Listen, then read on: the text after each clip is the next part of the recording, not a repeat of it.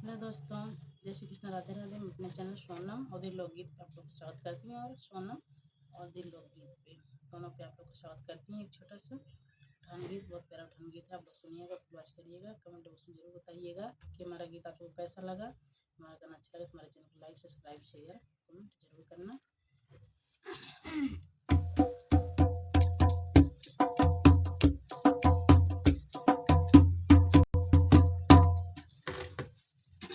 ननदी फेर गई माला हमार पिया, ननदी फेर गई माला हमार पिया, ननदी फेर गई माला हमार पिया, ननदी फेर गई माला हमार पिया, ननदी फेर गई माला हमार पिया।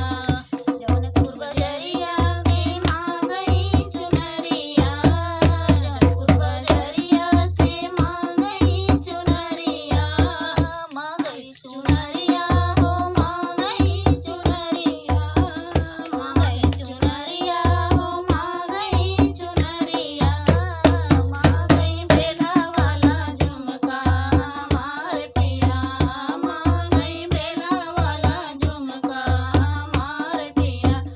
ननदी फेर गई माला हमार पिया, ननदी फेर गई माला हमार पिया, ननदी फेर गई माला हमार पिया, ननदी फेर गई माला हमार पिया, ननदी फेर गई माला हमार पिया, ननदी फेर गई माला हमार पिया।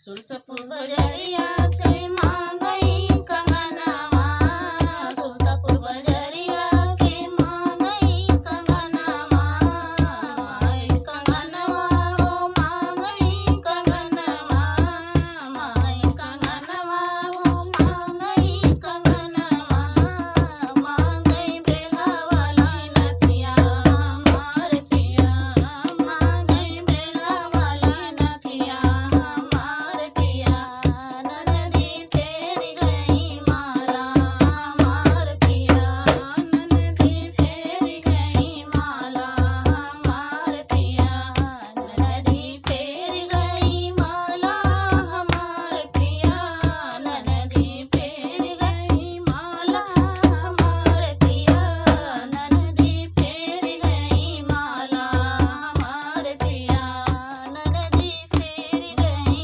माला हमार पिया। जौनपुर बजरिया के माँ गई पयलिया, जौनपुर बजरिया के माँ गई पयलवा, माँ गई पयलवा